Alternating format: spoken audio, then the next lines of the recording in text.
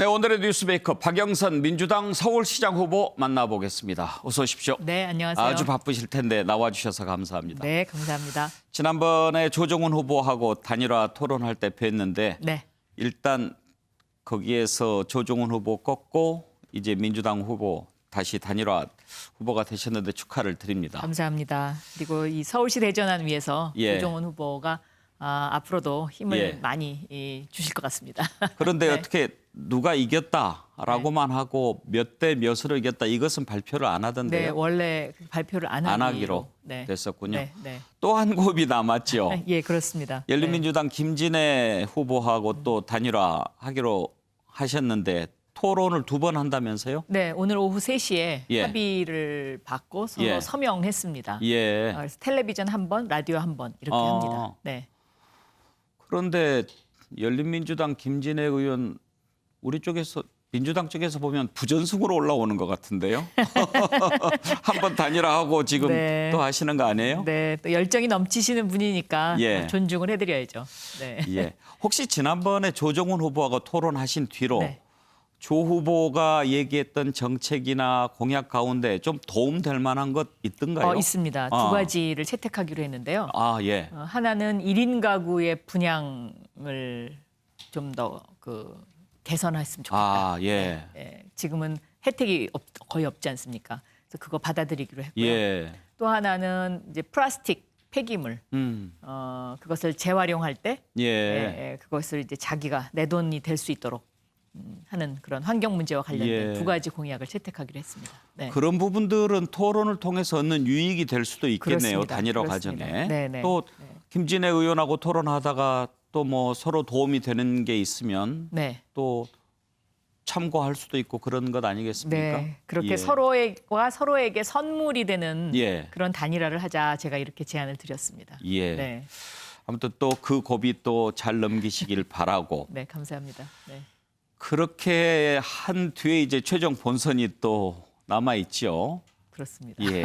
하여튼 이번 서울시장 선거는 보면 허들건기 같아요. 맞습니다. 넘고 네, 넘고 네, 또 네, 넘고. 네, 네, 네. 혹시 지금 국민의힘의 오세훈 후보, 국민의당의 안철수 후보 이렇게 두 후보가 또 단일화를 남겨놓고 있는데 네. 누가 되면 좋겠어요? 저는 다 일장일단이 있다고 생각합니다. 그래서 쉬운 후보는 없다. 그러나 그 두 남성 후보와 저와의 차별점은 저는 서울에 몰입하는 후보이고 그분들은 서울을 정치적으로 이용하는 후보이다. 그러니까 마음이 콩밭에 가 있었는데 그것이 잘 안 되니까 이제 서울시장 출마하신 거 아닙니까?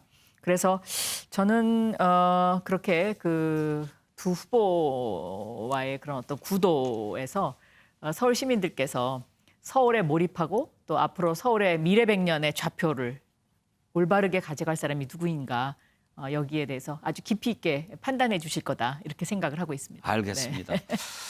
지금 이번 서울시장 선거 가뜩이나 참 쉬운 승부가 아니지 않습니까? 예. 그런데 여권에는 좀 악재라고 볼 수 있는 LH 직원들의 신도시 투기 의혹이 불거져서 여권 후보로서 좀 부담스러운 면도 있을 것 같습니다. 혹시 네.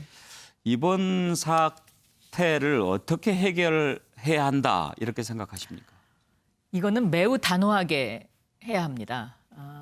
그러니까 결과적으로는 과거부터 있었던 적폐가 아직도 청산이 안 되고 그대로 지속되고 있는 거 아닙니까? 그래서 저는 지금 오늘 경찰이 물론 압수수색 들어갔지만 이 수사는 검찰도 공조해야 한다라고 보고 있고요. 예. 그리고 제가 국회의원 시절에 일명 이학수법이라고 해서 예.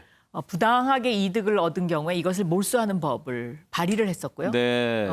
이런 어떤 특히 이런 뭐 내부 정보라든가 공직을 이용한 정보 이것은 저는 모두 환수해야 된다라고 생각합니다. 그래서 매우 저는 강하게 대처할 필요가 있다고 생각하고요. 제가 서울시장이 되면 저는 이 부분과 관련해서는 서울시청과 SH 서울주택도시공사 철저하게 조사를 할 거고요. 만약에 여기서 무슨 어떤 범죄 혐의가 이제 발견이 되면 아주 단호하게 대처를 할 생각이 있습니다. 예. 특히 저는 시민이 참여하는 이 감시기구를 만드는 것이 굉장히 효과가 있다고 생각합니다.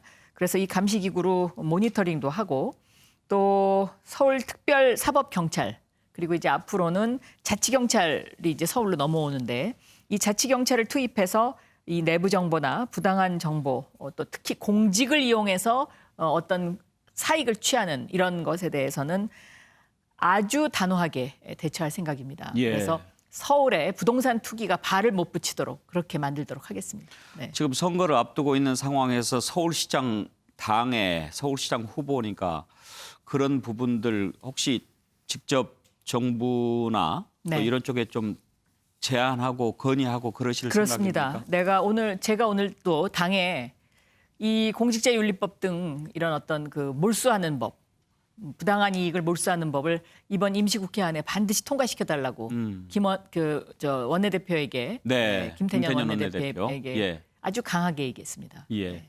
이제 당헌에 따라서 이낙연 대표가 오늘 이제 대표직을 내려놓았지요. 예, 예. 그리고 김태년 원내대표가 대행을 하게 되는데 그래도 이낙연 대표가 선대위원장 맡기로 하셨다면서요? 그렇습니다. 네. 기대하실 만하죠? 네. 그래서 내일 그 이낙연 대표님과 함께 예. 중소기업 중앙회를 방문합니다. 예. 네.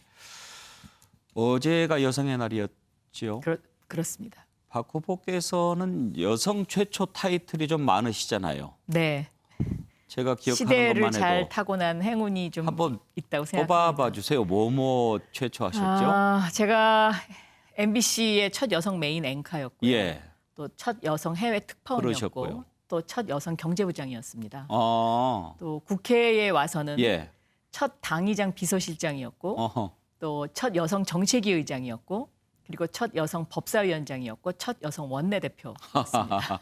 네. 첫 여성 원내대표도 사실 헌정사상 처음이죠. 그렇습니다. 예. MBC에서도 이렇게 최초 기록을 많이 쓰셨고 이제 만약에 서울시장이 되시면 네. 첫 여성 서울시장이 서울시장입니다. 되는 거죠. 네. 그런데 저는 이번에 첫 여성 서울시장이 각별한 의미가 있다라고 예. 생각합니다. 왜냐하면 코로나19로 서울 시민들이 너무 지쳐 있고 또 고단한 삶을 사시지 않습니까? 그런데 코로나19 이후에 서울의 모습이 어떻게 바뀌어야 되느냐. 이 관점에서 봤을 때 저는 돌봄 영역이 이런 공적 영역으로 굉장히 확대될 것이다라고 생각하고 있습니다. 예. 아이들부터 또 어르신까지. 그래서 저는 이러한 돌봄의 영역을 과연 누가 가장 잘할 수 있느냐. 이것은 첫 여성 서울시장의 몫이다. 이렇게 생각하고요.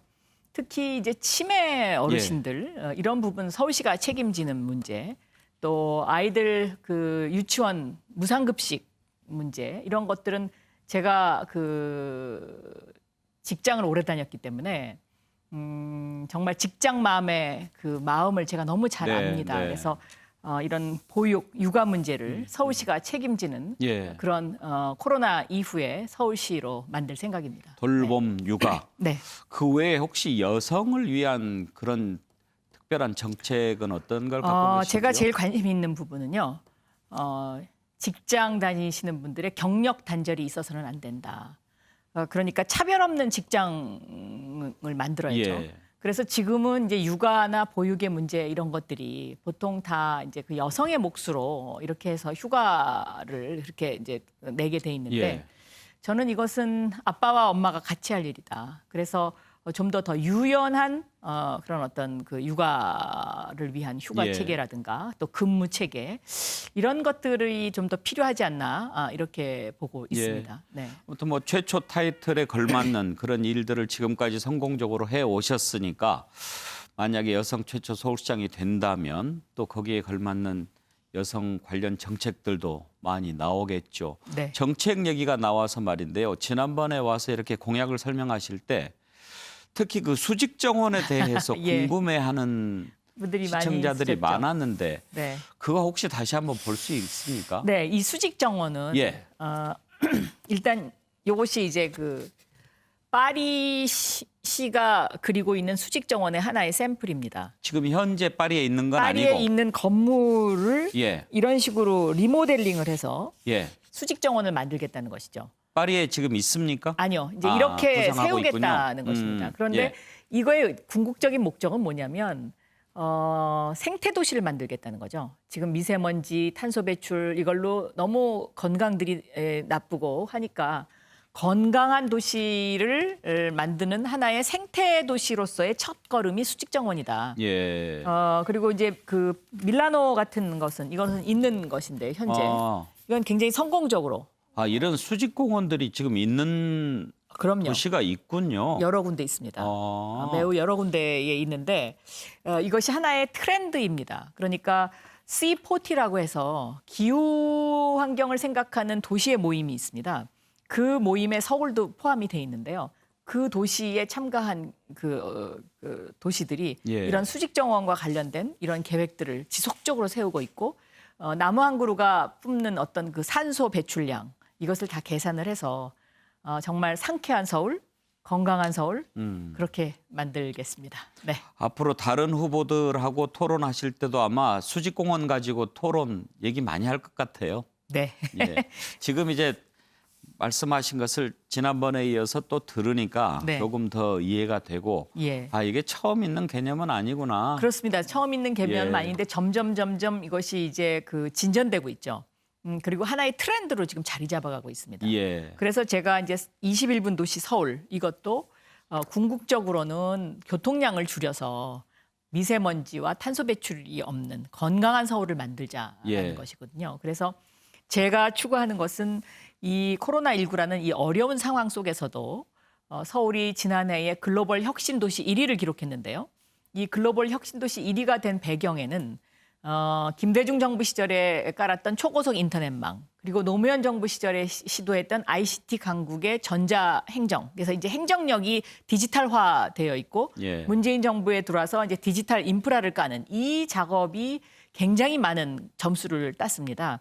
그리고 실질적으로 이렇게 인프라가 깔려 있기 때문에 서울에서는 사재기도 없었고 OECD 가운데 경제 성장률 1위를 한 원인 중에 하나거든요. 그래서 이러한 서울의 저력 또 서울의 자부심 이것을 이어갈 수 있는 시장 후보가 누구냐? 그것은 바로 박영선이다. 이런 예. 말씀이고요. 앞으로 가야 할 서울의 방향은 디지털을 대표로 하는 혁신 도시 플러스 그린, 그러니까 건강 생태 도시 이 두 가지가 한꺼번에 가야 된다. 이렇게 설명드릴 수 있겠습니다. 예. 네. 요즘 서울 부산시장 보궐선거 워낙 국민들 관심이 높아서 그런지 사실 오늘이 대선 딱 1년 전이거든요. 그렇습니까? 그래서 오늘 이낙연 그런데도 대표께서 그래서 그만뒀는데 우리 작가들이 꼭 이걸 한번 물어봐 달라고 그래서 제가 하나 이거 여쭤보고 네. 마치겠습니다. 내년 대선 출마 가능성 혹시 있으신지 아까 콩반 저는 얘기하는 거 보면 아닌 것 같기도 하고. 서울에 몰입하는 예. 유일한 후보입니다. 네. 그 대답으로 네. 알겠습니다. 네. 오늘 말씀 고맙습니다. 감사합니다. 예. 박영선 더불어민주당 서울시장 후보 만나봤습니다.